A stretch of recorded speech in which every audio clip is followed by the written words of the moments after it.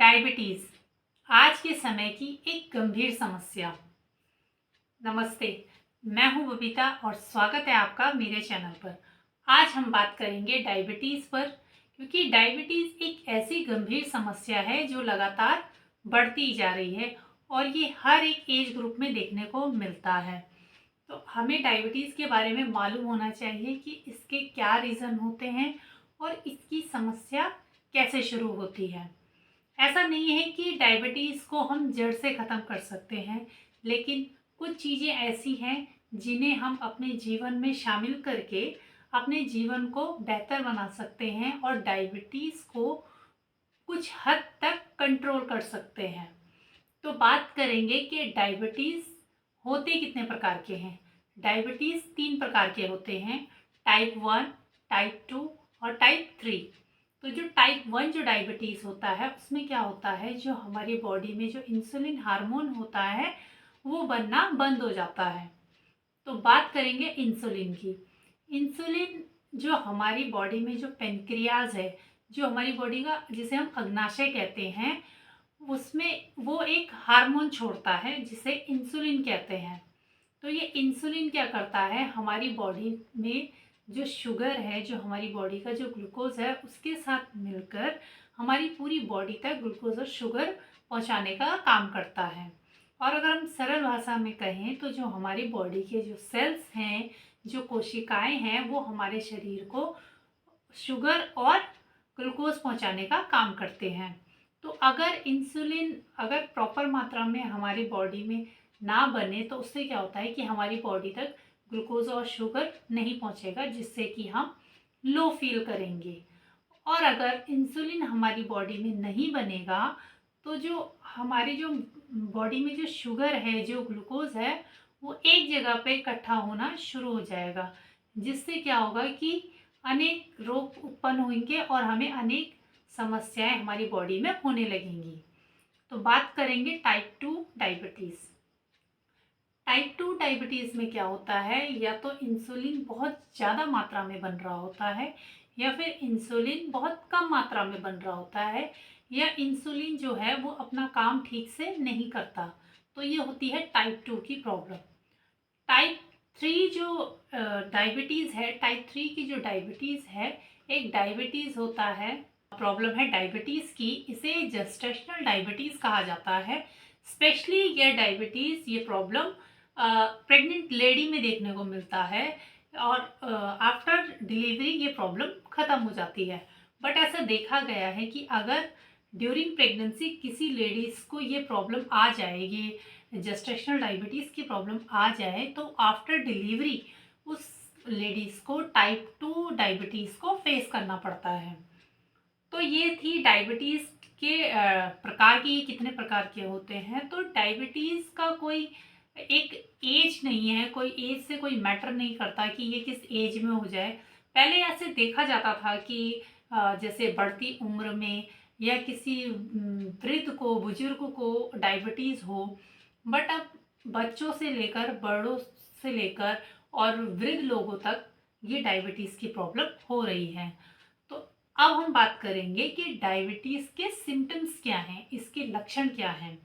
तो डायबिटीज़ के जो सिम्टम्स हैं वो हैं जैसे कि भूख का ज़्यादा लगना, प्यास का ज़्यादा लगना, या फिर यूरिन ज़्यादा आना, और कहीं पे अगर हमें किसी बॉडी पार्ट में अगर चोट लग जाए तो उसको जल्दी से ठीक होने में जल्दी से ठीक नहीं हो पाता, और हमें स्किन प्रॉब्लम होना, या फिर चिड़चिड़ापन रहना, या फिर जैसे वेजिनल इन्फेक्शन होना। तो ये सारे सिम्टम्स हैं डायबिटीज़ के। अब बात करते हैं कि डायबिटीज़ होता क्यों है। डायबिटीज़, अब जैसे माना कि डायबिटीज़ जो टाइप 1 है उसमें इंसुलिन अच्छे से नहीं बन पा रहा है, या इंसुलिन अपना काम नहीं कर पा रहा है, जो पेनक्रियाज की जो प्रक्रिया है वो अच्छे से वो डिस्टर्ब हुई है, वो अच्छे से अपना काम नहीं कर रही है, तो टाइप 1 की प्रॉब्लम होती है। और टाइप जो 3 है उसमें क्या है कि ये प्रेग्नेंट जो लेडीज होती हैं उनमें देखने को मिलता है। तो जो मेन रीज़न जो डायबिटीज़ का है कि हमें ये डायबिटीज़ की प्रॉब्लम क्यों होती है, तो मेन रीज़न ये है, हमारा जो खान पान है, हमारा जो शेड्यूल है, जो हमारा लाइफस्टाइल है, वो सब कहीं ना कहीं अनबैलेंस है। जैसे कि हम अपने शरीर को कोई कष्ट नहीं देते, हम अब कोई एक्सरसाइज नहीं करते, हमारा इस तरह से कोई चलना फिरना नहीं हो पा रहा है, जिसकी वजह से क्या होता है कि हम जो कुछ भी खाते हैं वो अच्छे से डाइजेस्ट नहीं हो पाता है, जिसकी वजह से क्या होता है कि वो खाना हमारे पेट के अंदर सड़ता है। सड़ने का मतलब है कि जब अच्छे से डाइजेस्ट नहीं हो पाता है तो वो एक कोने में पड़ा रहता है, जिसकी वजह से क्या होता है कि हमारा कैस्ट्रोल लेवल हाई हो जाता है, हमारा ब्लड शुगर हाई हो जाता है। तो इन सब की वजह से भी डायबिटीज़ हो सकती है। पहला आसन आता है हमारा पश्चिमोत्तानासन। तो इस आसन को करने के लिए हमें क्या करना है, इस आसन को करने के लिए हमें अपने दोनों पैरों को इस तरह से सीधे सामने की तरफ इस तरह से फैला देने हैं, और इस तरह से दोनों पैरों को फैलाकर हमको अपने दोनों हाथों को ऊपर की तरफ लेके जाना है। सीधा कोशिश करनी है कि जो हमारी कमर है वो बिल्कुल सीधी रहे और हमारे पैर बिल्कुल सीधे रहें। तो इस तरह से दोनों हाथों को ऊपर की तरफ लेके जाएंगे, क्योंकि पश्चिमोत्तान जो आसन है उसमें क्या होता है कि वो हमारे पेनक्रियाज को प्रेशर करता है, हमारी पेनक्रियाज में इफेक्ट डालता है। तो पश्चिमोत्तान आसन सबसे अच्छा आसन माना गया है डायबिटीज के लिए। तो क्या करेंगे, दोनों हाथों को ऊपर लेके जाएंगे इस तरह से, और सांस छोड़ते हुए नीचे की तरफ इस तरह से कोशिश करनी है कि हमारी कमर भी सीधी रहे और हमारे हाथ कुछ सीधे रहे। इस तरह से अपने पैरों को पकड़ के और गहरी सांस लेंगे, और सांस छोड़ते हुए धीरे से नीचे की तरफ जाएंगे इस तरह से, कमर को बिल्कुल सीधा और नीचे इस तरह से। अब क्या होता है कि बहुत सारी लेडीज होती हैं जिनको नीज का प्रॉब्लम होता है, बहुत सारे लोग होते हैं, लेडीज जेंट्स जो भी है, उनको प्रॉब्लम होता है, नीज का प्रॉब्लम होता है, या किसी को हिल का प्रॉब्लम होता है, या किसी का बेली फैट इतना ज़्यादा होता है कि वो झुक नहीं पाते हैं, या उनको बैक का प्रॉब्लम होता है। तो ज़रूरी नहीं है कि आपको इस तरह से ही इस आसन को करना है, क्योंकि हमारा पश्चिमोत्तान आसन करने का सबसे जो मेन मोटिव है वो है कि हमारे पेनक्रियाज में इफेक्ट हो। तो उसके लिए हमें क्या करना है कि अपने नीज को, अपने पैरों को ऐसे हल्का सा बेंड करना है इस तरह से, और फिर सेम उसी तरह दोनों हाथों को ऊपर की तरफ ले जाते हुए सांस लेते हुए धीरे से नीचे की तरफ इस तरह से सामने की तरफ, फिर पैरों को पकड़ना है इस तरह से। बस इस बात का ध्यान रहे कि हमारे पेट पर प्रेशर आना चाहिए, थाइस से हमारे पेट में प्रेशर आना चाहिए इस तरह से। और चाहे तो आप यहाँ पर होल्ड कर सकते हैं ऐसे, या अगर आप कर सकते हैं तो धीरे धीरे अपने पैरों को सीधा करने की कोशिश करें, और गहरी सांस लेते हुए सांस छोड़ते हुए इस तरह से नीचे। आप जितनी देर हो सके उतनी देर इस आसन में रुक सकते हैं। इसके बाद जो दूसरा आसन आता है वो है मंडूक आसन। मंडूक आसन डायबिटीज़ के लिए एक रामबाण है। तो इस आसन को बड़े ध्यान से करना होता है, और इस आसन को कई बार बहुत से लोग गलत तरीके से करते हैं। तो इस आसन को हमें अच्छे से समझ के करना है। तो इसके लिए हमें क्या करना है, जो हमारा लेफ्ट हैंड है उसको इस तरह से अंगूठे को अंदर की तरफ इस तरह से मुट्ठी को बनाना है। इस तरह से बाहर की तरफ नहीं करना है, इसको अंदर की तरफ इस तरह से मुट्ठी को बनाना है। और यहाँ पर एक चक्र बनता है, ये चक्र नाभि चक्र इसे है, नाभि चक्र कहते हैं। तो जो ये चक्र है, इस चक्र को हमें अपने नाभि पर लगाना है इस तरह से। ध्यान रखना है कि जो ये चक्र है ये हमारी नाभि पर टच होना चाहिए, इस तरह से नहीं करना है, इसको इस तरह से लगाना है। और फिर जो हमारा राइट हैंड है, इस राइट हैंड को इसको पताका मुद्रा में इस तरह से पीछे से इस तरह से हाथ को इस तरह से प्रेशर करना है, और फिर सांस लेते हुए और सांस छोड़ते हुए धीरे से आगे की तरफ इस तरह से झुक जाना है। बस ध्यान रखें कि हमारी छाती है ये ऊपर होनी चाहिए, जो हमारा फेस है सामने की तरफ होना चाहिए, और हमें फील करना है जो हमारी जो धड़कन है उसे हमें फील करना है नाभि के द्वारा इस तरह से। आप जितनी देर इस आसन में रहेंगे आपको उतना लाभ मिलेगा। इस तरह से रहना है, फिर धीरे से ऊपर की तरफ आ जाना है इस तरह से, और फिर धीरे से अपनी बॉडी को ढीला छोड़ देना है।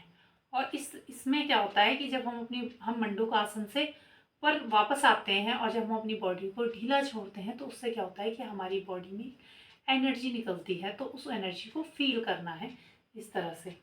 एक बार फिर से ट्राई करेंगे, इस तरह से बनाएंगे। मंडूक आसन के लिए इस तरह से मुट्ठी बनाएंगे और इस जो नाभि चक्र है इसको नाभि पर लगाकर अपने ये पताका मुद्रा को पीछे से प्रेस करते हुए, सांस लेते हुए, सांस छोड़ते हुए पेट को अंदर की तरफ पुश करना है, मुट्ठी से प्रेस करना है अच्छे से और ऐसे सामने की तरफ, फेस ऊपर होना चाहिए इस तरह से। जितनी देर आप इस मंडूकासन में रह सकते हैं उतनी देर रहने की कोशिश करें और फिर धीरे से ऊपर की तरफ आ जाए और फिर बॉडी को बिल्कुल ढीला छोड़ दें। इसके बाद जो तीसरा आसन आता है वो है चाइल्ड पोज, बाल आसन। उसको हम करेंगे इस तरह से। पहले वज्रासन में बैठना है अपने पैरों के ऊपर इस तरह से, और क्या करना है, सांस लेते हुए दोनों हाथों को ऊपर और सांस छोड़ते हुए आगे की तरफ झुक जाना है इस तरह से। इस तरह से आगे की तरफ झुक जाना है, बिल्कुल पूरा नीचे। कोशिश करनी है कि पूरा नीचे अपने सर को नीचे रेस्ट कर देना है इस तरह से। धीरे धीरे सांस लेते रहना है, सांस को छोड़ना है इस तरह से और फिर धीरे से इसमें वापस आ जाना है ऊपर हाथ करके और धीरे से नीचे। कोशिश करनी है कि हमें अपने पेट को अच्छे से प्रेस करना है। तो ये था बाल आसन। इसके बाद जो आसन आता है वो आता है अर्ध मत्स्येंद्र आसन। उस आसन को करने के लिए हमें क्या करना है, सिर्फ इस तरह से अपने दोनों पैरों को फैला देना है इस तरह से, और फिर क्या करना है, जो हमारा राइट लेग है इसको इस तरह से बेंड करना है, अपना लेफ्ट लेग हमें सीधा रखना है और राइट लेग को उठाकर हमें लेफ्ट नीज, जो हमारा लेफ्ट जो घुटना है उसके दूसरी ओर रखना है। यहाँ से पैर को उठाकर इस तरफ रखना है और कोशिश करनी है कि इसको इस तरह से प्रेस करें हम, है ना। कई बार क्या होता है कि जिनका बेली फैट ज़्यादा होता है तो उनका पैर नीचे इस तरह से होता है, वो अच्छे से अपने पैर को सीधा नहीं कर पाते हैं। तो कोशिश करनी है कि इस पैर को हम अपना इस तरह से इसको प्रेस करें। दोनों हाथों से प्रेस कर सकते हैं, चाहे तो आप एक हाथ से प्रेस कर सकते हैं, या फिर अगर आपको ज़्यादा प्रॉब्लम हो रही है या आपका हाथ से इससे प्रेस नहीं हो पा रहा है, इस तरह से अपनी जो कोहनी है इससे हम घुटने को प्रेस करेंगे और इस तरह से पीछे की तरफ जाएंगे। इस हाथ को पूरा पीछे लेके जाना है, इधर आगे इधर कहीं नहीं रखना है, इसको पूरा पीछे लेके जाना और कोशिश करनी है पूरा पीछे घूमने की इस तरह से। इस तरह से इस आसन में रहेंगे से, इसका नाम है अर्ध मत्स्येंद्र आसन।